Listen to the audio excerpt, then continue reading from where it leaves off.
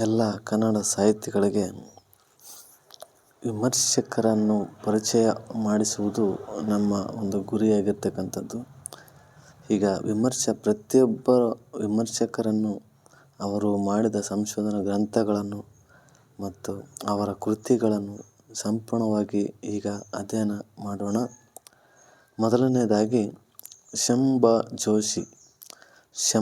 ಜೋಶಿ ಅವರು ಬೆಳಗಾವಿ ಜಿಲ್ಲೆ ಸವದತ್ತಿ ತಾಲೂಕಿನ ಗುರ್ಲಹೊಸೂರು ಎಂಬ ಗ್ರಾಮದಲ್ಲಿ ಜನಿಸಿದರು. ಅವರ ಒಂದು ಪ್ರಮುಖ ಕೃತಿ ಎಂದರೆ ಕರ್ನಾಟಕ ಸಂಸ್ಕೃತಿಯ ಪೂರ್ವ ಪೀಠಿಕೆ. ಇದು ಶಂಭ ಜೋಶಿಯವರ ಪ್ರಮುಖ ಕೃತಿಯಾಗಿರ್ತಕ್ಕಂಥದ್ದು.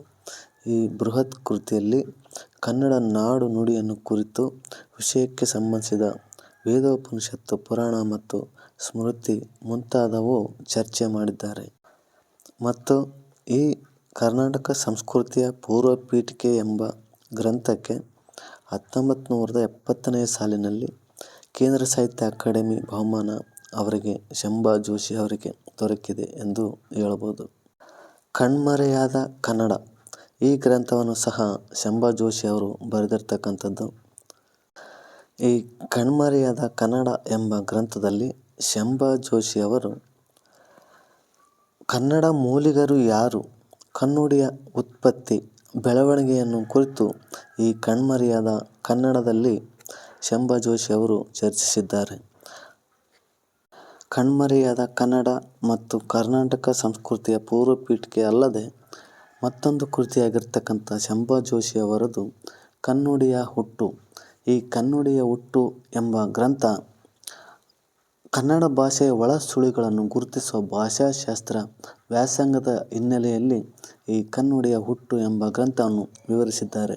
ಅದೇ ರೀತಿ ಶಂಭ ಜೋಶಿಯವರು ಮಹಾರಾಷ್ಟ್ರ ಮೂಲ ಎಂಬ ಕೃತಿ ಮರಾಠಿಯಲ್ಲಿ ಸರ್ವಶ್ರೇಷ್ಠ ಕೃತಿಯಾಗಿರ್ತಕ್ಕಂಥದ್ದು. ಮರಾಠಿಯಲ್ಲಿ ಬರೆದಿರ್ತಕ್ಕಂಥ ಮಹಾರಾಷ್ಟ್ರ ಮೂಲ ಮತ್ತು ಆಲ್ಮತ ದರ್ಶನ ಶಂಭ ಅವರ ಹೊಸ ದಿಕ್ಕಿಗಳಿಸಿದ ಪ್ರಥಮ ಬಹಳಷ್ಟು ಮುಖ್ಯವಾದ ಕೃತಿ ಅಂದರೆ ಆಲ್ಮತ ದರ್ಶನ. ಶಂಭ ಅವರ ದಿಕ್ಕನ್ನೇ ಬದಲಿಸತಕ್ಕಂಥ ಕೃತಿ ಇದಾಗಿರ್ತಕ್ಕಂಥದ್ದು. ಇದು ಅಲ್ಲದೆ ಋಗ್ವೇದ ಸಾರ, ನಾಗಪ್ರತಿಮಾ ವಿಚಾರ ಅನ್ನೋದೊಂದು ಕೃತಿ, ಪ್ರವಾಹ ಪತಿತರ ಕರ್ಮ, ಹಿಂದೂ ಎಂಬ ಧರ್ಮ ಇದೊಂದು ಗ್ರಂಥ, ಭಗವದ್ಗೀತೆಯಲ್ಲಿ ಹುದುಗಿರುವ ರಾಜಯೋಗದ ಸ್ವರೂಪ, ವೈವಸ್ವತ ಮನುಪ್ರಣೀತ ಮಾನವ ಧರ್ಮದ ಆಕೃತಿ, ಬುದ್ಧನ ಜಾತಕ ಮತ್ತು ಬಿತ್ತಿದ್ದನ್ನು ಬೆಳಕು ಎಂಬ ಕೃತಿಗಳು ಇವರು ಬರೆದಿರ್ತಕ್ಕಂಥದ್ದು. ಇವರ ಪ್ರಮುಖ ಕೃತಿ ಅಂದರೆ ಕರ್ನಾಟಕ ಸಂಸ್ಕೃತಿಯ ಪೂರ್ವ ಪೀಠಿಕೆ, ಕಣ್ಮರೆಯಾದ ಕನ್ನಡ, ಕನ್ನುಡಿಯ ಹುಟ್ಟು, ಆಲ್ಮತ ದರ್ಶನ, ಮಹಾರಾಷ್ಟ್ರ ಮೂಲ ಮತ್ತು ಋಗ್ವೇದ ಸಾರ, ನಾಗಪ್ರತಿಮಾ ವಿಚಾರ, ಇವು ಇನ್ನೊಂದು ಕೊನೆಯಲ್ಲಿ ವಿಚಾರವೇ ಜೀವನದ ಬೆಳಕು ಎಂಬ ಪ್ರಜ್ಞೆಯನ್ನು ಹೊತ್ತುಕೊಂಡು ಹೊರಟವರು ಇವರು. ಶಂಭ ಜೋಶಿ ಅವರ ಬಗ್ಗೆ ಇಷ್ಟನ್ನು ಹೇಳಬಹುದು. ಅದೇ ರೀತಿಯಾಗಿ ಮತ್ತೊಬ್ಬ ವಿಮರ್ಶಕರೆಂದರೆ ಮೊಳೆಯ ತಿಮ್ಮಪ್ಪಯ್ಯ ಅವರು ದಕ್ಷಿಣ ಕನ್ನಡ ಜಿಲ್ಲೆಯಲ್ಲಿ ವಿಟ್ಲ ಎಂಬ ಸಮೀಪದಲ್ಲಿರುವ ಮೊಳೆಯ ಎಂಬ ಗ್ರಾಮದಲ್ಲಿ ಜನಿಸಿರ್ತಕ್ಕಂಥವರು. ಅವರ ಪ್ರಮುಖ ಕೃತಿ ಎಂದರೆ ಅವರ ಸಂಶೋಧನಾ ಗ್ರಂಥ ನಾಡೋಜ ಪಂಪ. ತಿಮ್ಮಪ್ಪಯ್ಯನ ಪಂಪನ ಕೃತಿಗಳಾದ ವಿಕ್ರಮಾರ್ಜುನ ವಿಜಯ ಮತ್ತು ಆದಿಪುರಾಣಗಳನ್ನು ಕುರಿತಂತೆ ನಾಡೋಜ ಪಂಪ ಎಂಬ ಕೃತಿ ಹೊರಬಂದಿತು. ಈ ಕೃತಿಯಲ್ಲಿ ಪಂಪನ ಕಾಲ, ದೇಶ, ಅವರ ಆಶ್ರಿತ ಬಗ್ಗೆ, ಅವರ ಪಂಪ ಪೂರ್ವ ಮತ್ತು ಪಂಪ ವಿಕ್ರಮಾರ್ಜುನ ವಿಜಯ ಮತ್ತು ಆದಿಪುರಾಣ ಇವೆರಡು ಗ್ರಂಥಗಳ ಬಗೆಗಿನ ಒಂದು ಜಿಜ್ಞಾಸೆಯನ್ನು ಅವರು ಮಾಡಿರ್ತಕ್ಕಂಥದ್ದು ಕಂಡುಬರ್ತದೆ. ಆದಿಪುರಾಣದ ರಸಪ್ರವಾಹ ಮತ್ತು ಸಮಸ್ತ ಭಾರತದ ಶೈಲಿ ಎನ್ನುವ ಶೀರ್ಷಿಕೆಯಲ್ಲಿ ವಿವರಗಳನ್ನು ವಿಸ್ತರಿಸಿಕೊಂಡಿರ್ತಕ್ಕಂಥ ಗ್ರಂಥ ನಾಡೋಜ ಪಂಪ. ಮೊಳೆಯ ತಿಮ್ಮಪ್ಪಯ್ಯನವರ ಪ್ರಮುಖ ಸಂಶೋಧನಾ ಗ್ರಂಥ ಎಂದು ನಾಡೋಜ ಪಂಪ ಎಂಬುದು ಹೊರಬಂದಿರತಕ್ಕಂಥದ್ದು. ಗಂಗಾಧರಂ ಶಾಸನದ ಪಠ್ಯವನ್ನು ನಾಡೋಜ ಪಂಪ ಗ್ರಂಥದ 2ನೇ ಮುದ್ರಣದಲ್ಲಿ ಅದು ಅಚ್ಚು ಮಾಡಿದರು. ಪಂಪನ 2 ಕೃತಿಗಳ ವಿವರಣೆ, ವ್ಯಾಖ್ಯಾನ ಮತ್ತು ವಿಮರ್ಶೆಗೆ ಸಂಬಂಧಿಸಿದ್ದಾಗಿದೆ. ಇಲ್ಲಿ ಚಾರಿತ್ರಿಕ ವಿಮರ್ಶಾ ವಿಧಾನ ಮತ್ತು ರಸ ಜಿಜ್ಞಾಸೆಯ ಅಧ್ಯಯನ ಮಾದರಿಯೊಂದನ್ನು ಮೊಳೆಯ ತಿಮ್ಮಪ್ಪಯ್ಯನವರು ಸಿದ್ಧಪಡಿಸಿಕೊಂಡಿದ್ದಾರೆ. ಪಂಪನ ಕಾವ್ಯಧರ್ಮ ಪ್ರವಹಣ ಸ್ವರೂಪ, ಆದಿಪುರಾಣದ ರಸಪ್ರವಾಹ, ಸಮಸ್ತ ಭಾರತದ ಶೈಲಿ ಎಂಬ 3 ವಿಭಾಗಗಳನ್ನು ಮಾಡಿಕೊಂಡು ವಿಷಯದ ವ್ಯಾಪ್ತಿಯನ್ನು ವಿಶ್ಲೇಷಣಾತ್ಮಕವಾಗಿ ವಿವರಣೆ ಮಾಡಿರ್ತಕ್ಕಂಥ ಗ್ರಂಥ ಅದೆಂದರೆ ನಾಡೋಜ ಪಂಪ. ಈ ನಾಡೋಜ ಪಂಪ ಗ್ರಂಥ ಮೊಳೆಯ ತಿಮ್ಮಪ್ಪಯ್ಯನವರು ಬರೆದಿದ್ದಾರೆ. ವಿಕ್ರಮಾರ್ಜುನ ವಿಜಯ ಈ ಅಧ್ಯಯನದ ವಿಭಾಗವನ್ನು ಸಮಸ್ತ ಭಾರತದ ಶೈಲಿ ಎಂಬ ಗ್ರಂಥದಲ್ಲಿ, ಆದಿಪುರಾಣ ಅಧ್ಯಯನ ವಿಭಾಗವನ್ನು ಆದಿಪುರಾಣ ರಸಪ್ರವಾಹ ಎಂದು ಮೊಳೆಯ ತಿಮ್ಮಪ್ಪಯ್ಯ ಕರೆದಿದ್ದಾರೆ. ಅದೇ ರೀತಿ ಸಮಸ್ತ ಭಾರತದ ಶೈಲಿ ಎಂಬ ಹಿನ್ನೆಲೆಯಲ್ಲಿ ಪರಿಶೀಲಿಸಲಾಗಿರ್ತಕ್ಕಂಥದ್ದು ವಿಕ್ರಮಾರ್ಜುನ ವಿಜಯ. ಛಲದೊಳ್ ದುರ್ಯೋಧನಂ ನನ್ನಿಯೋಳಿನ ತನಯಂ ಎನ್ನುವ ಪದ್ಯವನ್ನು ಇಟ್ಟುಕೊಂಡು ಮಹಾಭಾರತ 8 ಪಾತ್ರಗಳ ವೈಶಿಷ್ಟ್ಯಗಳನ್ನು ಅವಲೋಕಿಸಲಾಗಿದೆ. ಇವರುಗಳನ್ನೇ ಭಾರತಂ ಲೋಕಪೂಜ್ಯಂ ಎಂಬುದು ಪಂಪನ ಅಭಿಪ್ರಾಯವಾಗಿದ್ದರೂ, ಲೇಖಕರು ಇನ್ನಷ್ಟು ಮುಂದೆ ಸಾಗಿ ಆ 8 ಪಾತ್ರಗಳ ಅವರವರ ಗುಣ ಸ್ವಭಾವಗಳಿಗನುಗುಣವಾಗಿ ನಾಯಕ ವರ್ಗ ಅರ್ಜುನ, ಧರ್ಮರಾಯ ಮತ್ತು ಪ್ರತಿನಾಯಕ ವರ್ಗ ಕರ್ಣ, ದುರ್ಯೋಧನ, ಉಭಯ ಪ್ರಿಯ ವರ್ಗ ಅಂದರೆ ದ್ರೋಣ, ಭೀಷ್ಮ, ಶಲ್ಯ ಎಂಬ 3 ಭಾಗಗಳನ್ನಾಗಿ ಮೊಳೆಯ ತಿಮ್ಮಪ್ಪಯ್ಯನವರು ನಾಡೋಜ ಪಂಪ ಗ್ರಂಥದ ವೈಶಿಷ್ಟ್ಯವನ್ನು ಮೆರೆದಿದ್ದಾರೆ. ಅದೇ ರೀತಿ ಮತ್ತೊಂದು ಗ್ರಂಥವಾಗಿರ್ತಕ್ಕಂಥದ್ದು ಮೊಳೆಯ ತಿಮ್ಮಪ್ಪಯ್ಯನವರ ಇನ್ನೊಂದು ಮಹತ್ವದ ಕೃತಿ ಅಂದರೆ ಅದು ಕವಿರಾಜ್ಯ ಮಾರ್ಗ ವಿವೇಕ. ಅವರ ಸ್ವತಂತ್ರ ಕೃತಿಯಲ್ಲದಿದ್ದರೂ ಮೂಲ ಕೃತಿಗೆ ಬರೆದ ವ್ಯಾಖ್ಯಾನ ವಿವರಣೆ ಎಂಬುದು ತಿಮ್ಮಪ್ಪಯ್ಯನವರ ಅಭಿಪ್ರಾಯ. ಅವರಿಗೆ ಕವಿರಾಜ ಮಾರ್ಗ, ಕವಿಗಳ ರಾಜಮಾರ್ಗ ಅಲ್ಲ, ಕವಿಗಳ ರಾಜ್ಯ ಮಾರ್ಗ ಎಂಬ 2 ಉತ್ಪತ್ತಿಗಳಲ್ಲಿ ಈ ಕವಿರಾಜ್ಯ ಮಾರ್ಗ ಎಂಬುದು ಅಭಿಪ್ರಾಯ ಪ್ರಿಯವಾಗಿರುವಂಥ ಅವರಿಗೆ ತೋರುತ್ತದೆ. ಕನ್ನಡ ನಾಡಿನ ಚರಿತ್ರೆ, ನೃಪತುಂಗನ ಕಾಲದ ಜನತೆಯ ವಿಚಾರ, ಭಾಷೆ, ಅಲಂಕಾರ, ಛಂದಸ್ಸುಗಳನ್ನು ಕುರಿತು ಆ ಕವಿರಾಜ್ಯ ಮಾರ್ಗ ವಿವೇಕ ಎಂಬ ಗ್ರಂಥದಲ್ಲಿ ಮೊಳೆಯ ತಿಮ್ಮಪ್ಪಯ್ಯನವರು ಸವಿವರಗಳಿಂದಾಗಿ ವಿವರಿಸಿದ್ದಾರೆ. ಈ ಗ್ರಂಥದಲ್ಲಿ ಶ್ರೀವಿಜಯನೆಂಬ ಹೆಸರು ಪಡೆದಿರ್ತಕ್ಕಂಥ ನೃಪತುಂಗನ ಆಸ್ಥಾನದಲ್ಲಿರ್ತಕ್ಕಂಥ ಶ್ರೀವಿಜಯನೆಂಬ ಹೆಸರು ಪಡೆದ ಜಯಾಳ್ವ ಎಂಬ ಒಬ್ಬ ವ್ಯಕ್ತಿ ಈ ಗ್ರಂಥವನ್ನು ಸ್ಥಾಪನೆ ಮಾಡಿದ್ದಾನೆ ಎಂದು ಈ ಮೊಳೆಯ ತಿಮ್ಮಪ್ಪಯ್ಯನವರು ಕವಿರಾಜ್ಯ ಮಾರ್ಗ ವಿವೇಕ ಎಂಬ ಗ್ರಂಥದಲ್ಲಿ ವಿವರಿಸಿದ್ದಾರೆ. ಅದೇ ರೀತಿ ಮೊಳೆಯ ತಿಮ್ಮಪ್ಪಯ್ಯನವರ ಮತ್ತೊಂದು ಸಂಶೋಧನಾತ್ಮಕ ಗ್ರಂಥ ಅಂದರೆ ಅದು ಪಾರ್ತಿ ಸುಬ್ಬ. ಕರಾವಳಿಯ ಪ್ರಾಂತದ ತೆಂಕುತಿಟ್ಟು ಯಕ್ಷಗಾನದ ಅಗ್ರಮಾನ್ಯ ಕವಿ ಎಂಬ ಹೆಸರಿಗೆ ಪಾತ್ರನಾದ ಪಾರ್ತಿ ಸುಬ್ಬನನ್ನು ಕುರಿತಾದ ಗ್ರಂಥ ಬರೆದಿರ್ತಕ್ಕಂಥ ಪಾರ್ತಿ ಸುಬ್ಬ ಎಂಬ ಗ್ರಂಥ ಮೊಳೆಯ ತಿಮ್ಮಪ್ಪಯ್ಯನವರು ಬರೆದರು. ಅದರಲ್ಲಿ ಯಕ್ಷಗಾನ ಕಲೆಯ ಸ್ವರೂಪ ಮತ್ತು ಆತನ ರಾಮಾಯಣ ಪ್ರಬಂಧ ಸಾರ ಕುರಿತಂತೆ ಚಾರಿತ್ರಿಕ ಹಾಗೂ ಸಂಶೋಧನಾತ್ಮಕವಾಗಿ ವಿವರಗಳು ಈ ಪಾರ್ತಿ ಸುಬ್ಬ ಎಂಬ ಗ್ರಂಥದಲ್ಲಿ ಮೊಳೆಯ ತಿಮ್ಮಪ್ಪಯ್ಯನವರು ಕೊಟ್ಟಿದ್ದಾರೆ. ಆದಿಪುರಾಣ ಮತ್ತು ಸಮಸ್ತ ಭಾರತ ಸಾರ ಎಂಬ ಈ ಪಂಪಕವಿ 2 ಕಾವ್ಯಗಳ ಸಂಗ್ರಹ ರೂಪದ ಗದ್ಯಾನುವಾದಗಳು ಆಗಿರ್ತಕ್ಕಂಥವು. ಆದಿಪುರಾಣನು ಜಿನಸೇನನೆಂಬ ಪುರಾಣ ಕವಿ ಸಂಸ್ಕೃತದಲ್ಲಿ ಬರೆದರೆ, ನಮ್ಮ ನಾಡೋಜ ಪಂಪನು ಅದನ್ನು ಸಂಕ್ಷೇಪವೆಸಗಿ ಸಾರವತ್ತಾಗಿ ಕನ್ನಡ ಕಾವ್ಯ ರೂಪದಲ್ಲಿ ಹಾಡಿ ಹೇಳಿದನು ಎಂದು ಈ ಆದಿಪುರಾಣ ಮತ್ತು ಸಮಸ್ತ ಭಾರತದ ಸಾರ ಎಂಬ ಗ್ರಂಥಗಳಲ್ಲಿ ತಿಳಿದುಬರುತ್ತದೆ. ಮೊಳೆಯ ತಿಮ್ಮಪ್ಪಯ್ಯನವರು ನಮ್ಮ ಸಂಶೋಧನೆಯ ಜೊತೆಗೆ ಸಣ್ಣ ಪುಟ್ಟ ಸಾಹಿತ್ಯ ಪ್ರಯೋಗಗಳನ್ನು ಮಾಡಿದ್ದಾರೆ. ಅದು ಎಂದರೆ ವಾರ್ಧಕ ಷಟ್ಪದಿಯಲ್ಲಿ ಬರೆದ ಅಜೋದಯ ಅವರ ಮೊದಲ ಕಾವ್ಯ. ಇದು ಉಪಲಬ್ಧವಿಲ್ಲ ನಮಗೀಗ. ಸೂರ್ಯಕಾಂತಿ ಕಲ್ಯಾಣ ಅವರ ಯಕ್ಷಗಾನ ಪ್ರಸಂಗದ ಒಂದು ಗ್ರಂಥ.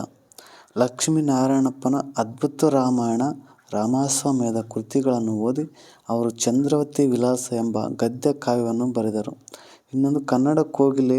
ಮೊಳೆಯ ತಿಮ್ಮಪ್ಪಯ್ಯನವರು ತಾವೇ ಸ್ವತಃ ಸಂಪಾದಿಸಿ ಪ್ರಕಟಿಸುತ್ತಿದ್ದ ಒಂದು ಮಾಸಪತ್ರಿಕೆ ಕನ್ನಡ ಕೋಗಿಲೆ ಎಂಬುದು ಆಗಿರ್ತಕ್ಕಂಥದ್ದು. ಅದೇ ರೀತಿ ಮತ್ತೊಬ್ಬ ವಿಮರ್ಶಕರೆಂದರೆ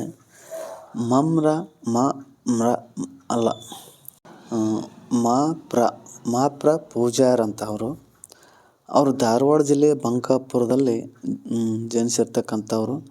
ಅವರ ತಂದೆ ಪ್ರಭಾಕರ ಶಾಸ್ತ್ರಿ. ಪ್ರ ಪೂಜಾರ ಅವರು ಶ್ರೀ ರಾಮಾಶ್ವಮೇಧ ಸಾರ ಸಂಗ್ರಹ ಎಂಬ ಗ್ರಂಥವನ್ನು ಬರೆದರು. ಇದು ಸಂಪಾದನೆ ಮಾಡಿದ್ದಾರೆ.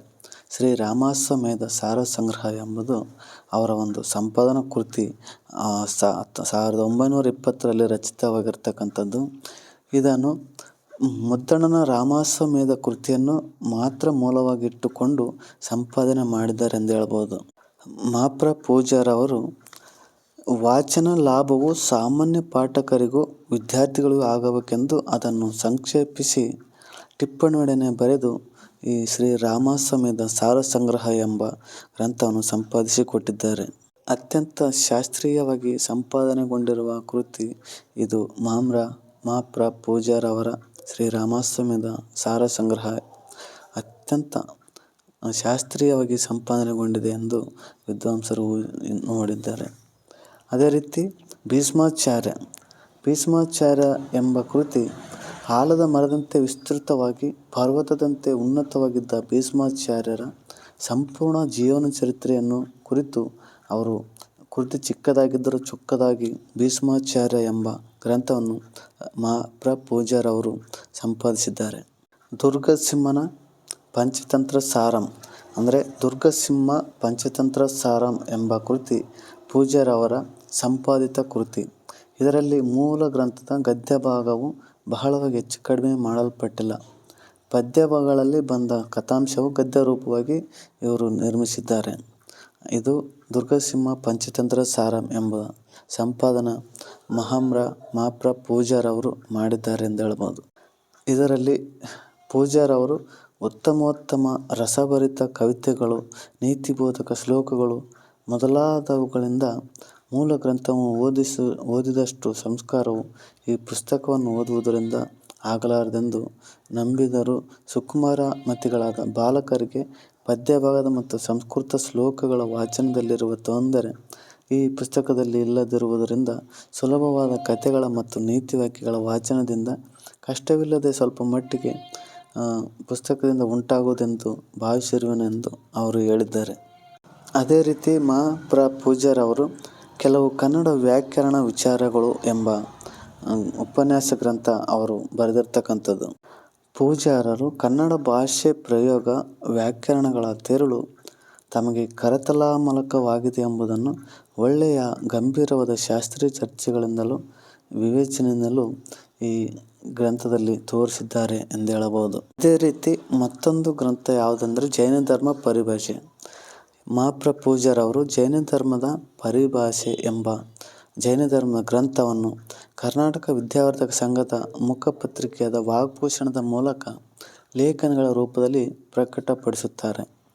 ಈ ಪುಸ್ತಕ ಆಸಕ್ತರಿಗೆ ಜೈನ ಧರ್ಮದ ಅಭ್ಯಾಸಿಗಳಿಗೆ ಆಸಕ್ತರಿಗೆ ಕೈದೀವಿಗೆಯಾಗಿ ಮೂಡಿಬಂದ ಪ್ರಪ್ರಥಮ ಕನ್ನಡ ಕೃತಿಯಾಗಿರ್ತಕ್ಕಂಥದ್ದು. ಮಾಪ್ರ ಪೂಜಾರವರ ಮತ್ತೊಂದು ಗ್ರಂಥ ಕನ್ನಡ ನುಡಿಗನ್ನಡಿ. ಈ ಹೊಸಗನ್ನಡ ವ್ಯಾಕರಣ ಕೃತಿಯ ಆಗಿರ್ತಕ್ಕಂಥ ಇದು ಕನ್ನಡ ನುಡಿಗನ್ನಡಿ 3 ಭಾಗಗಳಲ್ಲಿ ಪ್ರಕಟಗೊಂಡಿರ್ತಕ್ಕಂಥ ಹೊಸಗನ್ನಡ ವ್ಯಾಕರಣವನ್ನು ಅರಿತುಕೊಳ್ಳುವವರಿಗೆ ಅತಿ ಅವಶ್ಯಕವಾಗಿರುವ ಇದು ಪುಸ್ತಕ ಕನ್ನಡ ನುಡಿಗನ್ನಡಿ. ಮಾಪ್ರ ಪೂಜಾರವರು ಈ ಹೊಸಗನ್ನಡ ವ್ಯಾಕರಣ ಕೃತಿಯಾಗಿದ್ದು ಯಾರು ಬೇಕಾದ್ರೂ ಓದ್ಬೋದು. ಅದೇ ರೀತಿ ಅಶೋಕ ಬೌದ್ಧ ಯುಗದ ಧರ್ಮದ ಇತಿಹಾಸವನ್ನೊಳಗೊಂಡ ಭಾರತೀಯ ಚಕ್ರವರ್ತಿಯ ಚರಿತ್ರೆಯನ್ನು ಕುರಿತು ಬರೆದ ಅಶೋಕ ಮತ್ತು ಸತ್ಕಥಾಲಾಪ ಮನಸ್ಸಿನ ಮೇಲೆ ನೀತಿಯ ಒಂದೊಂದು ಮಾತಿನ ಪರಿಣಾಮವಾಗುವಂತೆ ಒಂದೊಂದು ಕಥೆಯನ್ನು ಸುಲಭ ಭಾಷೆಯಲ್ಲಿ ಬರೆದ ಇವರ ಸಂಗ್ರಹಿತ ಕೃತಿಯಾಗಿರ್ತಕ್ಕಂಥ ಸತ್ಕಥಾಲಾಪ ಎಂಬ ಕೃತಿ ಈ ಮಾಪ್ರ ಪೂಜಾರವರು ಬರೆದಿರ್ತಕ್ಕಂಥದ್ದು. ಅದೇ ರೀತಿ ಹಜರತ್ ಮೊಹಮ್ಮದ್ ಪೈಗಂಬರ್ ಈ ಕೃತಿ ಮದುವೆಯನ್ನು ಕುರಿತು ಹಿಂದೂ ಧರ್ಮವು ಹೇಳುವ ವಿಚಾರಗಳನ್ನು ಈ ಕೃತಿಯಲ್ಲಿ ಕಾಣಬಹುದು. ಸತಿಯು ಸುನೀತಿಯು ದಕ್ಷ ಪುತ್ರಿಯಾದ ಸತಿ, ಉತ್ತಾನಪಾದ ರಾಜನ ಪತ್ನಿಯಾದ ಸುನೀತಿ ಈ ಪತಿವ್ರತೆಯವರಿಬ್ಬರು ಚರಿತ್ರೆಗಳು ಈ ಕೃತಿಯಲ್ಲಿ ಅಡಗಿರ್ತಕ್ಕಂಥದ್ದು. ಹಜರತ್ ಮೊಹಮ್ಮದ್ ಪೈಗಂಬರ್ ಎಂಬ ಕೃತಿ ಮಾಪ್ರ ಪೂಜಾರವರ ಒಂದು ಮಹತ್ವದ ಕೃತಿ ಎಂದು ಹೇಳ್ಬೋದು. ಅದೇ ರೀತಿ ಮತ್ತೊಬ್ಬ ವಿಮರ್ಶಕರೆಂದರೆ ಕೆ.ಜಿ. ಕುಂದಣಗಾರ. ಇವರು ಬೆಳಗಾವಿ ಜಿಲ್ಲೆಯ ಗೋಕಾಕ್ ತಾಲೂಕಿನ ಕೌಜಲಗಿ ಎಂಬ ಕುಂದಣಗಾರರು ಕೌಜಲಗಿಯಲ್ಲಿ ಜನಿಸಿದರು. ಇವರ ತಂದೆ ಗಿರಿಮಲ್ಲಪ್ಪ, ತಾಯಿ ಶಾಕಾಂಬರಿ. ಕನ್ನಡದ ಉತ್ತಮ ಪಂಡಿತರಾಗಿ ಶ್ರೇಷ್ಠ ಸಂಶೋಧಕರಾಗಿದ್ದರು. ಇವರ ಪಂಪ ಮಹಾಕವಿ ವಿರಚಿತಂ ಆದಿಪುರಾಣಂ ಪಂಪ ಮಹಾಕವಿ ವಿರಚಿತಂ ಆದಿಪುರಾಣಂ ಎಂಬ ಗ್ರಂಥವನ್ನು ಸಂಪಾದಿಸಿದರು. ಈ ಕೃತಿಯನ್ನು ಸಂಪಾದಿಸಲು ಅವರು ಮೂಡಬಿದಿರೆಯಲ್ಲಿರ್ತಕ್ಕಂಥ ಜೈನ ಮಠದ ಶ್ರುತ ಭಂಡಾರದೊಳಗಿನ 2 ಪ್ರತಿಗಳನ್ನು ಅವರು ಬಳಸಿಕೊಂಡಿದ್ದಾರೆ. ಚೌಗಲೆಯವರನ್ನು ಸಹ ಸಂಪಾದಕರಾಗಿ ಅದರಲ್ಲಿ ಸೇರಿಸಿಕೊಂಡಿದ್ದಾರೆ ಎಂದು ತಿಳಿದುಬರುತ್ತದೆ. ಕೆ. ಜಿ. ಕುಂದಣಗಾರರು ಅವರು ಆದಿಪುರಾಣದ ಕಥಾ ಸಾರಾಂಶವನ್ನು ಆಶ್ವಾಸಗಳ ಹಿನ್ನೆಲೆಯಲ್ಲಿ ಸಂಕ್ಷಿಪ್ತವಾಗಿ ಹೇಳಿದ್ದಾರೆ. 34 ಪುಟಗಳಷ್ಟು ವಿಸ್ತಾರವಾದ ಈ ಕಥಾ ಸಾರದಲ್ಲಿ ಎಲ್ಲ 16 ಆಶ್ವಾಸಗಳ ಪ್ರಮುಖವಾದ ಭಾಗಗಳನ್ನು ಸಂಕ್ಷೇಪಿಸಿ ಕೊಟ್ಟಿದ್ದಾರೆ. ಅದೇ ರೀತಿ ಕುಮುದೇಂದು ಮುನೀಶ್ವರ ಶ್ರೀ ಕುಮುದೇಂದು ಮುನೀಶ್ವರ ವಿರಚಿತಮಪ್ಪ ಶ್ರೀ ಕುಮುದೇಂದು ರಾಮಾಯಣಂ ಎಂಬ ಪೂರ್ವಭಾಗ ಸಂಧಿಗಳನ್ನು ಕೆ. ಜಿ. ಕುಂದಣಗಾರ ಅವರು ಸಂಪಾದಿಸಿದ್ದಾರೆ. ಈ ಕೃತಿಯನ್ನು ಸಂಪಾದಿಸಲು ಬೇರೆ ಬೇರೆ ಭಾಗದ 3 ಹಸ್ತಪ್ರತಿಗಳ ಸಹಾಯದಿಂದ ಇವರು ಶ್ರೀ ಕುಮುದೇಂದು ಮುನೀಶ್ವರ ವಿರಚಿತಮಪ್ಪ ಶ್ರೀ ಕುಮುದೇಂದು ರಾಮಾಯಣಂ ಎಂಬ ಇದು ಗ್ರಂಥ ಪರಿಷ್ಕರಣ ಮಾಡಿದ್ದಾರೆ. ಇದು ಪೀಠಿಕಾ ಸಂಧಿಯನ್ನೊಳಗೊಂಡಂತೆ 9 ಸಂಧಿಗಳ ಕಥೆಯನ್ನು ಹೃದಯವೆನಿಸುವ ಗದ್ಯದಲ್ಲಿ ಇವರು ಕೊಟ್ಟಿದ್ದಾರೆ. ಅದೇ ರೀತಿ ಅಸ್ತಿ ಮಲ್ಲೇಶಾಚಾರ್ಯ ವಿರಚಿತಂ ಪೂರ್ವ ಪುರಾಣ ಈ ಕೃತಿಯನ್ನು ಸಹ ಕೆ. ಜಿ. ಕುಂದಣಗಾರ ಅವರು 1943ರಲ್ಲಿ ಪರಿಷ್ಕರಿಸಿ ಸಂಪಾದಿಸಿದರು. ಈ ಕೃತಿಗೆ ಸಂಪಾದಕರು 10 ಪುಟದ ಪ್ರಸ್ತಾವನೆ ಬರೆದು ಕವಿಯ ಕಾಲವನ್ನು ಸಮಂಜಸವಾಗಿ ಚರ್ಚಿಸಿದ್ದಾರೆ. ಅದೇ ರೀತಿ ಲೀಲಾವತಿ ಪ್ರಬಂಧ 9 ಮತ್ತು 10 ಆಶ್ವಾಸಗಳು ಈ ಕೃತಿಯನ್ನು ಈ ಕೆ. ಜಿ. ಕುಂದಣಗಾರ ಅವರು ಒಟ್ಟು 14 ಆಶ್ವಾಸಗಳನ್ನು ಹೊಂದಿದ್ದು, ಇದರ 9 ಮತ್ತು 10ನೇ ಆಶ್ವಾಸಗಳನ್ನು ಮಾತ್ರ ಇವರು ಸಂಪಾದಿಸಿ ಪರಿಷ್ಕರಿಸಿ ಕೊಟ್ಟಿದ್ದಾರೆ. ಈ ಲೀಲಾವತಿ ಪ್ರಬಂಧ ಪ್ರಾರಂಭಕ್ಕೆ ಕವಿ ಕೃತಿ ಪರಿಚಯವನ್ನಾಗಲಿ ಕಥಾಸಾರವನ್ನಾಗಲಿ ಸಂಪಾದಕರು ಕೊಟ್ಟಿಲ್ಲ. 2 ಹಸ್ತಪ್ರತಿಗಳ ಸಹಾಯದಿಂದ ಈ ಕೃತಿಯನ್ನು ಪರಿಷ್ಕರಿಸಿದ್ದಾರೆ. ಲೀಲಾವತಿ ಪ್ರಬಂಧವನ್ನು 2 ಆಶ್ವಾಸಗಳನ್ನು ಸಂಪಾದಿಸಿದರು. ಅಷ್ಟರಲ್ಲಿಯೇ ತಮ್ಮ ಸಂಪಾದನೆಯ ಸಾಮರ್ಥ್ಯವನ್ನು ತೋರಿದುದು ಮೆಚ್ಚುವಂಥದ್ದು. ರೀತಿ ಮತ್ತೊಂದು ಗ್ರಂಥ ಎಂದರೆ ಚಿನ್ಮಯ ಚಿಂತಾಮಣಿ. ಈ ಕೃತಿಯನ್ನು ಕೆ. ಜಿ. ಕುಂದಣಗಾರ ಅವರು ಜೈನ ಕಾವ್ಯವಾಗಿದ್ದು, ಇದರ ಸಹ ಸಂಪಾದಕರನ್ನಾಗಿ ಪ್ರೊಫೆಸರ್ ಎ. ಎಸ್. ಉಪಾಧ್ಯಾಯ ಅವರನ್ನು ಸೇರಿಸಿಕೊಂಡು ಈ ಚಿನ್ಮಯ ಚಿಂತಾಮಣಿ ಎಂಬ ಗ್ರಂಥವನ್ನು ಸಂಪಾದಿಸಿದ್ದರು. ಈ ಚಿನ್ಮಯ ಚಿಂತಾಮಣಿ ಕಲ್ಯಾಣಕೀರ್ತಿ ಎಂಬ ಕವಿ ರಚಿಸಿರ್ತಕ್ಕಂಥ ಚಿನ್ಮಯ ಚಿಂತಾಮಣಿಯು ಭಾಷೆ ದೃಷ್ಟಿಯಿಂದ ಅಷ್ಟೇನು ಮಹತ್ವದಲ್ಲ. ಆದರೂ ಈ ಚಿಕ್ಕ ಗ್ರಂಥದಲ್ಲಿ ಜೀವಂತ ಕನ್ನಡದ ಹೊಳಪು ಅವರು ಚಿನ್ಮಯ ಚಿಂತಾಮಣಿ ಗ್ರಂಥದಲ್ಲಿ ಕೆ. ಜಿ. ಕುಂದಣಗಾರ ಅವರು ಮಾಡಿದ್ದಾರೆ ಎಂದು ನೋಡ್ಬೋದು. ಅದೇ ರೀತಿ ಮತ್ತೊಂದು ಜ್ಞಾನ ಭಾಸ್ಕರ ಚರಿತೆ ಇದು ಕೃತಿಯನ್ನು ಕೆ. ಜಿ. ಕುಂದಣಗಾರ ಅವರು 1931ರಲ್ಲಿ ಸಂಪಾದಿಸಿದರು. ಇದು ಜೈನ ಧಾರ್ಮಿಕ ಕಾವ್ಯವಾಗಿದ್ದು, ಈ ಕೃತಿಗೆ ಸಹ ಸಂಪಾದಕರಾಗಿ ಆನೆ ಉಪಾಧ್ಯಾಯರನ್ನು ಸೇರಿಸಿಕೊಂಡಿದ್ದಾರೆ. ಆತ್ಮಜ್ಞಾನದ ಬಗ್ಗೆ ಹೇಳುವ ಈ ಕಾವ್ಯಕ್ಕೆ 4 ಪುಟಗಳ ಮುನ್ನುಡಿ ಬರೆದು ಅದಕ್ಕೆ ಸಂಪಾದಕರು ಮುಖಪತ್ರ ಎಂದು ಹೆಸರಿಸಿದ್ದಾರೆ. ಡಾ. ಕೆ. ಜಿ. ಕುಂದಣಗಾರರು ಸಂಪಾದಿಸಿರುವ ಪ್ರಾಚೀನ ಕೃತಿಗಳು 6 ಇದ್ದರೂ ಬಹಳ ಮೌಲಿಕವಾಗಿರ್ತಕ್ಕಂಥದ್ದು. ಆರ್. ನರಸಿಂಹಾಚಾರ್ಯ ಅವರು ಮಂಡ್ಯ ಜಿಲ್ಲೆಯ ಕೊಪ್ಪಲು ಗ್ರಾಮದಲ್ಲಿ ಜನಿಸಿರ್ತಕ್ಕಂಥದ್ದು. ತಂದೆ ತಿರುನಾರಾಯಣ ಪೆರುಮಾಳ್, ತಾಯಿ ಸಿಂಗಮ್ಮಾಳ್.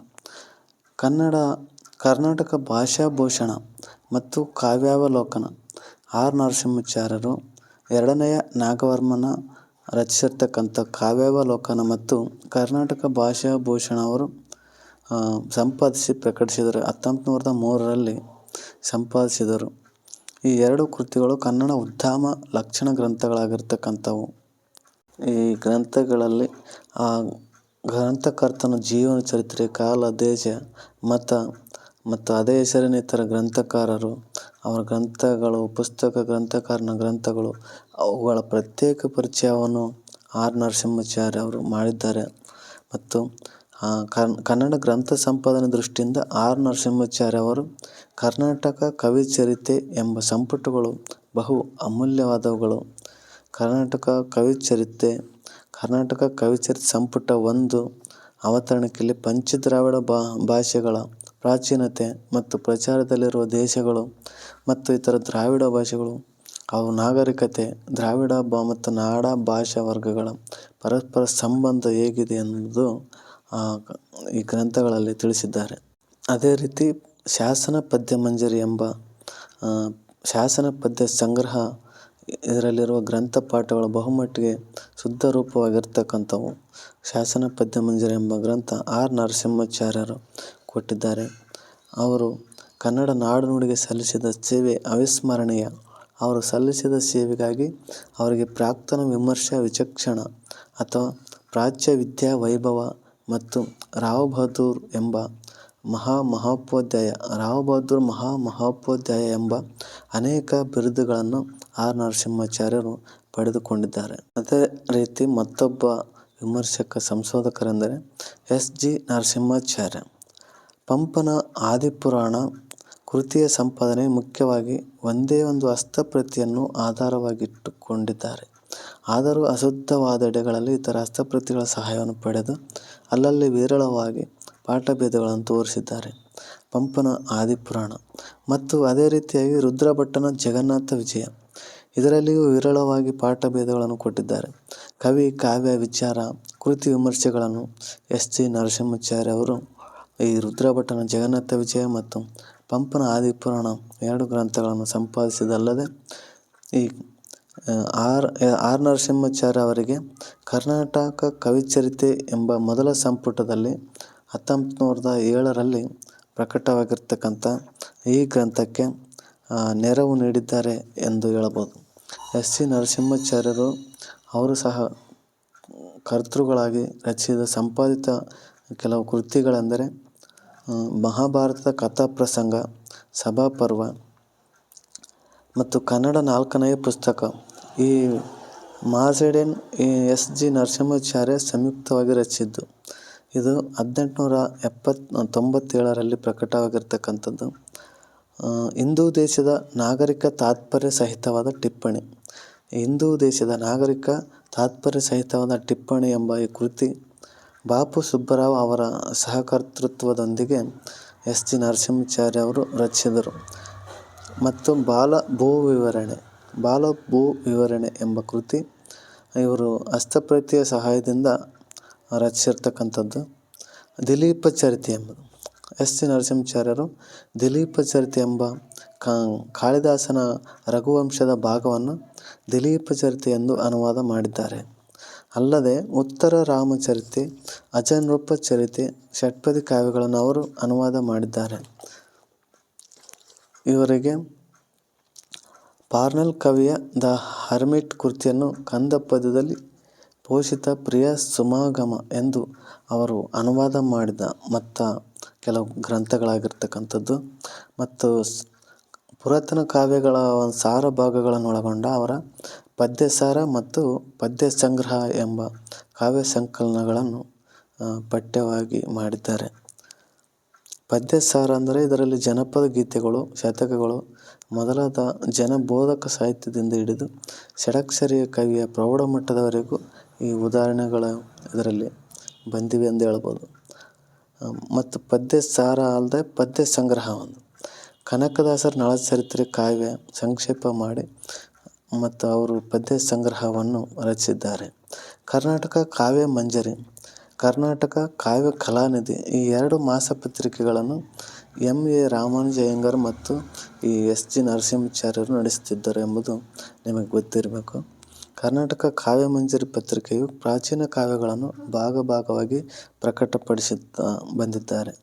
ಎಸ್. ಜಿ. ನರಸಿಂಹಾಚಾರ್ಯರು ಸಹ ಸಂಪಾದಕರಾಗಿ ಎಂ. ಎ. ರಾಮಾನುಜ ಅಯ್ಯಂಗಾರರೊಂದಿಗೆ ಸಂಪಾದಿಸಿ ಮೈಸೂರಿನ ಕರ್ನಾಟಕ ಕಾವ್ಯ ಮಂಜರಿ ಪತ್ರಿಕೆಯಲ್ಲಿ ಪ್ರಕಟಿಸಿರ್ತಕ್ಕಂಥ ಕೃತಿಗಳೆಂದರೆ ಅದ್ಭುತ ರಾಮಾಯಣ, ಅಪ್ರತಿಮ ವೀರಚರಿತಂ, ಉದಯಾದಿತ್ಯ ಅಲಂಕಾರ, ಕಬ್ಬಿಗೆರೆ ಕಾವಂ, ಕರ್ನಾಟಕ ನಿಘಂಟು, ಕರ್ನಾಟಕ ಪಂಚತಂತ್ರಂ, ಕರ್ನಾಟಕ ಶಬ್ದಸಾರಂ, ಕರ್ನಾಟಕ ಸಂಜೀವನಂ, ಕಾವ್ಯಸಾರಂ, ಕೃಷ್ಣ ಗೋಪಿ ವಿಲಾಸಂ, ಗದಾಯುದ್ಧ, ಚತುರಾರ್ಯ ನಿಘಂಟು, ಚಿಕ್ಕದೇವರಾಜ ವಿಜಯಂ, ಚಿಕ್ಕದೇವರಾಯ ವಂಶಾವಳಿ, ನಂದಿ ಮಹಾತ್ಮ್ಯಂ, ನಳಚರಿತ್ರೆ, ಭಗವದ್ಗೀತಾ ಅರ್ಥ ಪ್ರತಿಪಾದಕ ಕೀರ್ತನಂ, ಭಾವಚಿಂತಾರತ್ನಂ, ವತ್ಸರಾಜನ ಕಥೆ, ವರ್ಷವರ್ಧಂತಿ ಶತಕಂ, ಶ್ರೀ ಗೀತಾ ಗೋಪಾಲಂ, ಶ್ರೀ ರಾಮಾಶ್ವಮೇಧಂ ಇವು ಪ್ರಮುಖವಾಗಿರ್ತಕ್ಕಂಥ ಸಂಪಾದನೆ ಆಗಿದ್ದು.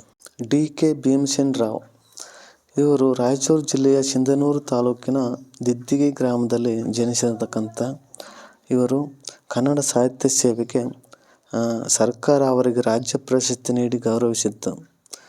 ಮತ್ತು ಹೂಮಾಲೆ ಎಂಬುದು ಅವರ ಹಳಗನ್ನಡ, ನಡುಗನ್ನಡ ಮತ್ತು ಹೊಸಗನ್ನಡ ಕವಿಗಳ ಪದ್ಯ ಸಂಕಲನ ಇದು ಹೂಮಾಲೆ ಎಂಬುದು.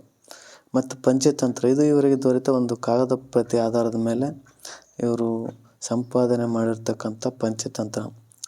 ಇದು ಇನ್ನೊಂದು ಶತಮೂರ್ಖರು ಅನುವಾದಿತ ಗ್ರಂಥ.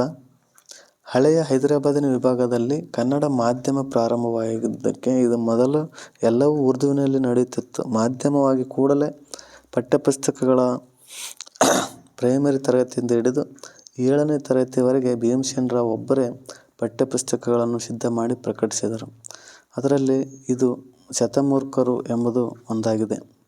ಅದೇ ರೀತಿ ಮತ್ತೊಂದು ಕರ್ನಾಟಕ ಆಂಧ್ರ ಮಹಾರಾಷ್ಟ್ರ ಸಾಹಿತ್ಯಾವಲೋಕನ. ಇದು ಭೀಮಸೇನ್ ರಾವ್ ಅವರ ಸಂಶೋಧನಾ ಪ್ರಬಂಧ. ಈ ಸಂಶೋಧನೆಗಾಗಿ ಈ ಪ್ರಬಂಧ ರಚಿಸಿರ್ತಕ್ಕಂಥ ಡಿ ಕೆ ಭೀಮಸೇನ್ ರಾವ್ ಅವರು ಕರ್ನಾಟಕ ಆಂಧ್ರ ಮಹಾರಾಷ್ಟ್ರ ಸಾಹಿತ್ಯಾವಲೋಕನ ಎಂದು ಬರೆದಿದ್ದಾರೆ. ಮತ್ತೊಂದು ಸಾಹಿತ್ಯಾವಲೋಕನ ವಿಮರ್ಶಾತ್ಮಕ ಲೇಖನಗಳು, ಆಕಾಶವಾಣಿ ಭಾಷಣಗಳು ಎಲ್ಲ ಅದರಲ್ಲಿ ಹಳೆಯ ಹೈದರಾಬಾದಿನ ಕರ್ನಾಟಕದಲ್ಲಿ ಕನ್ನಡ ಬಾವುಟವನ್ನು ಎತ್ತಿ ಹಿಡಿದ ಇವರು ಸಾಹಿತ್ಯಾವಲೋಕನ ಎಂಬ ಗ್ರಂಥ ಹೊರತಂದರು. ಶಬ್ದಮಣಿ ದರ್ಪಣ ಪಾಠಾಂತರಗಳು ಮತ್ತು ಅನುಭವಾಮೃತವು ಹರಿಕಥಾಮೃತ ಸಾರವು. ಇದು 1972ರಲ್ಲಿ ಪ್ರಕಟಗೊಂಡಿರ್ತಕ್ಕಂಥ ಗ್ರಂಥ. ಸಂಶೋಧನಾ ಸಂಸ್ಥೆ ಕರ್ನಾಟಕ ವಿಶ್ವವಿದ್ಯಾಲಯ ಧಾರವಾಡದಲ್ಲಿ ಭೀಮಸೇನ್ ರಾವ್ ಅವರು ನೀಡಿರುವ ಶಬ್ದಮಣಿ ದರ್ಪಣದ ಪಾಠಾಂತರಗಳು ಎಂಬ ವಿಷಯದ 2 ಉಪನ್ಯಾಸಗಳು ಅನುಭವಾಮೃತ ಮತ್ತು ಹರಿಕಥಾಮೃತ ಸಾರವು ಎಂಬ ವಿಷಯವನ್ನು ಕುರಿತು ಒಂದು ಉಪನ್ಯಾಸ ಪುಸ್ತಕ ರೂಪದಲ್ಲಿ ಪ್ರಕಟವಾಗಿದೆ. ಮತ್ತು ಶಬ್ದಮಣಿ ದರ್ಪಣಂ ಈ ಮೈಸೂರು ವಿಶ್ವವಿದ್ಯಾಲಯದಿಂದ ಪ್ರಕಟಗೊಂಡಿರ್ತಕ್ಕಂಥದ್ದು.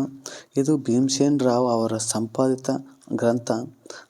ಹೈದರಾಬಾದ್ ಉಸ್ಮಾನಿಯಾ ವಿಶ್ವವಿದ್ಯಾನಿಲಯದಲ್ಲಿ ದೊರೆತ ಒಂದು ಶಬ್ದಮಣಿ ದರ್ಪಣದ ನೂತನ ವಿಶಿಷ್ಟ ಓಲೆಗರಿಯು ಅವರಿಗೆ ಈ ಕೃತಿಯನ್ನು ಸಂಪಾದಿಸಲು ಪ್ರೇರಣೆ ನೀಡಿದೆ. ಹೈದರಾಬಾದ್ ಕರ್ನಾಟಕದಲ್ಲಿ ಅಂದರೆ ಈಗಿನ ಕಲ್ಯಾಣ ಕರ್ನಾಟಕ ಭಾಗದಲ್ಲಿ professor D K Bhimsen Rao ಅವರು ಹೈದರಾಬಾದ್ ಕರ್ನಾಟಕದ ಕನ್ನಡ ಭಾಷೆಯ ಉಳಿವಿಗಾಗಿ ಕೊನೆಯುಸಿರಿರುವವರೆಗೂ ಅವರು ಹೋರಾಡಿರ್ತಕ್ಕಂಥ ಧೀಮಂತರಾಗಿದ್ದಾರೆ. ಆರ್. ಸಿ. ಹಿರೇಮಠ ಅವರು ಗದಗ ಜಿಲ್ಲೆಯ ರೋಣ ತಾಲೂಕಿನ ಕುರುಡಗಿಯಲ್ಲಿ ಜನಿಸಿರ್ತಕ್ಕಂಥ ಆರ್. ಸಿ. ಹಿರೇಮಠರು ಅವರ PhD ಮಹಾಪ್ರಬಂಧ ಯಾವುದೆಂದರೆ linguistic investigation of some problems on the relationship of Indo-Aryan and Dravidian languages. Dravida ಮತ್ತು ಆರ್ಯ ಭಾಷೆಗಳ ತೌಲನಿಕ ಅಧ್ಯಯನ. ಇವರು ಡಾಕ್ಟರೇಟ್ ಪದವಿ ಪಡೆದುಕೊಂಡಿರ್ತಕ್ಕಂಥ ಒಂದು ಗ್ರಂಥ. ಇದಲ್ಲದೆ ಪದ್ಮರಾಜ ಪುರಾಣ, ತ್ರಿಷಷ್ಟಿ ಪುರಾತನ ಚರಿತ್ರೆ ಇಂತಹ ಸಮರ್ಥವಾದ ಕೃತಿಗಳನ್ನು ಸಂಪಾದನೆ ಮಾಡಿರ್ತಕ್ಕಂಥ ಅವರ ಜೊತೆಗೆ ಉಭಯ ಭಾಷಾ ಪಂಡಿತರಾದ ಬಸವರಾಜ ವಿಜಯ ಮತ್ತು ಬಸವಣ್ಣನವರ ಚರಿತ್ರೆ.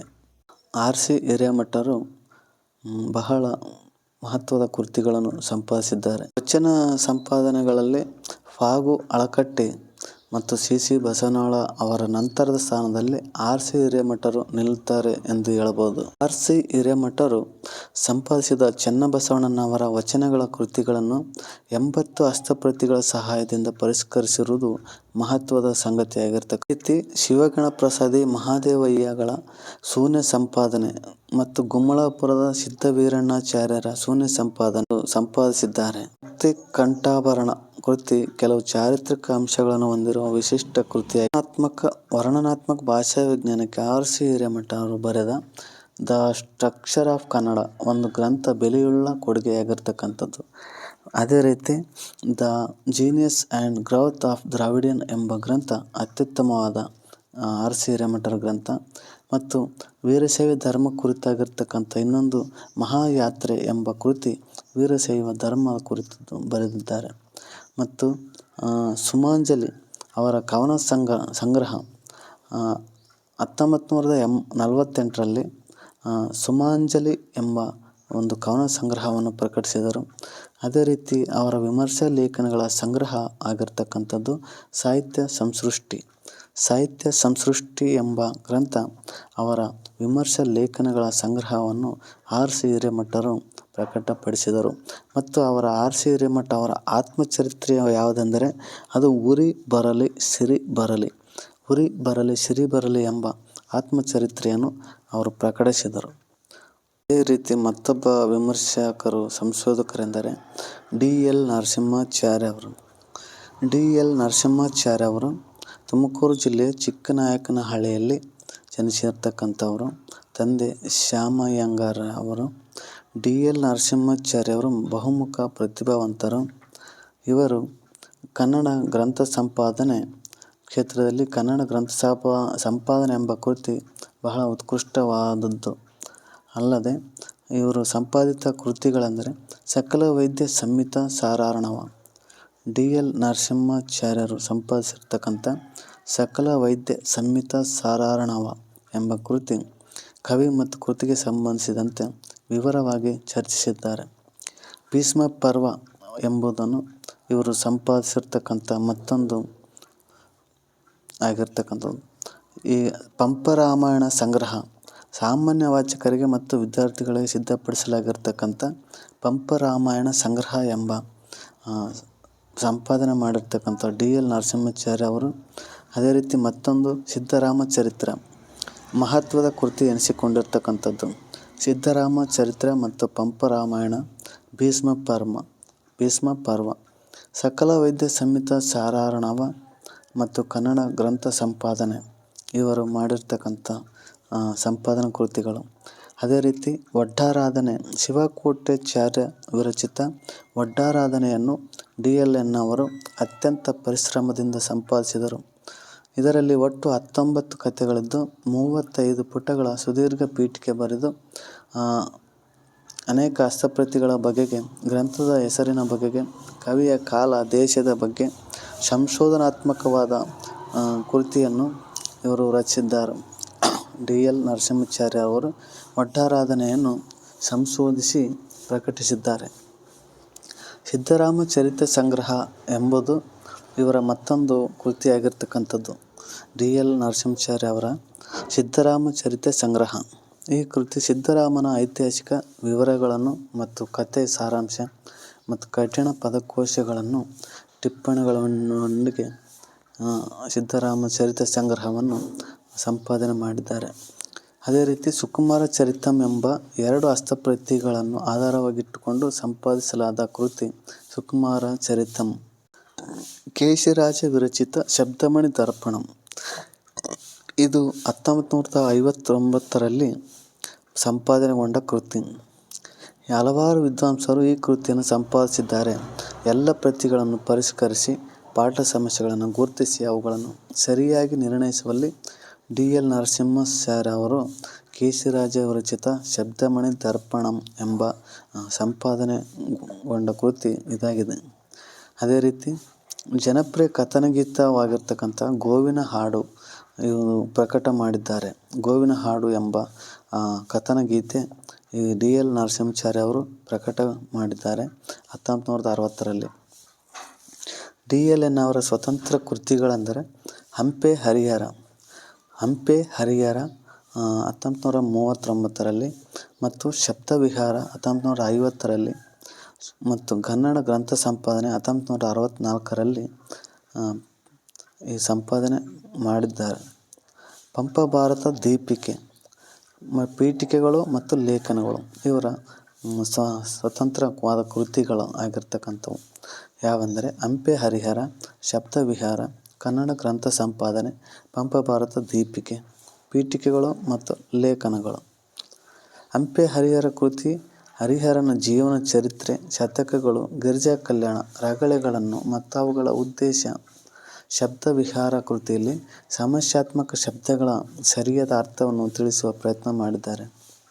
ವಿಕ್ರಮಾರ್ಜುನ ವಿಜಯ ಕೃತಿಗೆ ಸವಿಸ್ತಾರವಾಗಿ ಬರೆದ ವ್ಯಾಖ್ಯಾನ ಗ್ರಂಥವೇ ಅದು ಪಂಪ ಭಾರತ ದೀಪಿಕೆ. ಸಾಮಾನ್ಯ ಜನ ಓದಿ ಅರ್ಥೈಸಿಕೊಳ್ಳುವ ರೀತಿಯಲ್ಲಿ ಈ ಕೃತಿ ತುಂಬ ಉಪಯುಕ್ತವಾಗಿರ್ತಕ್ಕಂಥದ್ದು. ಪೀಠಿಕೆಗಳು ಮತ್ತು ಲೇಖನಗಳು ಅಂತಂದರೆ ಅದು 62 ಸಂಶೋಧನಾ ಲೇಖನಗಳನ್ನು ಒಳಗೊಂಡಿದ ಪೀಠಿಕೆಗಳು ಮತ್ತು ಲೇಖನಗಳು ಎಂಬಂಥದ್ದು. ಇವರು DL ನರಸಿಂಹಾಚಾರ್ಯ ಅವರಿಗೆ 1967ರಲ್ಲಿ ಮೈಸೂರು ಸರ್ಕಾರ ರಾಜ್ಯ ಪ್ರಶಸ್ತಿಯನ್ನು ನೀಡಿ ಗೌರವಿಸಿರ್ತಕ್ಕಂಥದ್ದು. ಇವರಂತೆ ಮತ್ತೊಬ್ಬರು ತೀನಂ ಶ್ರೀಕಂಠಯ್ಯ. ತೀನಂ ಶ್ರೀಕಂಠಯ್ಯನವರು ತುಮಕೂರು ಜಿಲ್ಲೆಯ ಚಿಕ್ಕನಾಯಕನಹಳ್ಳಿ ತಾಲೂಕಿನ ತೀರ್ಥಪುರದಲ್ಲಿ ಜನಿಸಿದರು. ಇವರು TS ವೆಂಕಣ್ಣಯ್ಯ ಅವರ ಮಾರ್ಗದರ್ಶನದಲ್ಲಿ ಅನಂತನಾಥ ಪುರಾಣವನ್ನು ಪ್ರಕಟಿಸಿದರು. ತೀನಂ ಶ್ರೀ ಅವರು ಅನಂತನಾಥ ಪುರಾಣ ಮತ್ತು ಹೆಣ್ಣು ಮಕ್ಕಳ ಪದಗಳು ಎಂಬ ಚಿಕ್ಕ ಪುಸ್ತಕ, ಮೈಸೂರಿನ ಒಂದು ಅಕ್ಷರ ಪ್ರಚಾರ ಸಮಿತಿಯ ವಯಸ್ಕರ ಶಿಕ್ಷಣದ ಪುಸ್ತಕ ಮಾಲೆಗೆ ಸಂಪಾದಿಸಿಕೊಟ್ಟ ಗ್ರಂಥ ಹೆಣ್ಣು ಮಕ್ಕಳ ಪದಗಳು. ನಂಬಿಯಣ್ಣನ ರಗಳೆ. ಹರಿಹರ ಕವಿಯ ನಂಬಿಯಣ್ಣನ ರಗಳೆಯನ್ನು ತೀನಂ ಶ್ರೀಕಂಠಯ್ಯನವರು ತಮ್ಮ ವಿದ್ವತ್ ಮತ್ತು ಗ್ರಂಥ ಸಂಪಾದನಾ ಶಾಸ್ತ್ರದ ಜ್ಞಾನಗಳನ್ನು ದಾರಿ ಎರೆದು ಸಂಪಾದಿಸಿದ್ದಾರೆ. ರನ್ನ ಕವಿಯ ಗದಾಯುದ್ಧ ಸಂಗ್ರಹ. ತೀನಂ ಶ್ರೀಕಂಠಯ್ಯನವರು ನಂಬಿಯಣ್ಣನ ರಗಳೆ ಅಲ್ಲದೆ ಗದಾಯುದ್ಧ ಸಂಗ್ರಹ, ರನ್ನ ಕವಿಯ ಗದಾಯುದ್ಧ ಸಂಗ್ರಹ ಎಂಬ ಸಂಪಾದಿಸಿದ ಇನ್ನೊಂದು ಇದು ವಿದ್ವತ್ಪೂರ್ಣ ಕೃತಿಯಾಗಿರ್ತಕ್ಕಂಥದ್ದು. ಶ್ರೀ ಅವರು ಕನ್ನಡ ನಿಘಂಟು ಎಂಬ ಕನ್ನಡ ಸಾಹಿತ್ಯಕ್ಕೆ ಒಂದು ಮಹತ್ವದ ಕೊಡುಗೆಯನ್ನು ಕೊಟ್ಟಿರ್ತಕ್ಕಂಥದ್ದು. ತೀನಂ ಶ್ರೀ ಅವರು ಕನ್ನಡ ನಿಘಂಟು ಇದು ಕನ್ನಡ ಸಾಹಿತ್ಯಕ್ಕೆ ಮಹತ್ವದ ಕೊಡುಗೆಯನ್ನು ಕೊಟ್ಟಿದ್ದಾರೆ. ಒಟ್ಟಾರೆ ಹೇಳುವುದಾದರೆ ತೀನಂ ಶ್ರೀಕಂಠಯ್ಯನವರು ವಿದ್ವತ್ ಕ್ಷೇತ್ರಗಳಾದ ಅವರು ಭಾರತೀಯ ಕಾವ್ಯಮೀಮಾಂಸೆ ಗ್ರಂಥ ಮಹತ್ವದ ವಿಮರ್ಶೆಯ ಗ್ರಂಥವಾಗಿರ್ತಕ್ಕಂಥದ್ದು. ಭಾಷಾ ವಿಜ್ಞಾನ, ಗ್ರಂಥ ಸಂಪಾದನೆ, ಕಾವ್ಯಮೀಮಾಂಸೆ, ಛಂದಸ್ಸು ಈ ಕ್ಷೇತ್ರಗಳಿಗೆ ಮಾಡಿರುವ ಕಾರ್ಯ ಅಮೋಘವಾಗಿರ್ತಕ್ಕಂಥದ್ದು. ತೀನಂ ಶ್ರೀಯವರ ಕವಿತೆ ಒಲುಮೆ, ಬಿಡಿ ಮುತ್ತು. ಒಲುಮೆ ಮತ್ತು ಬಿಡಿ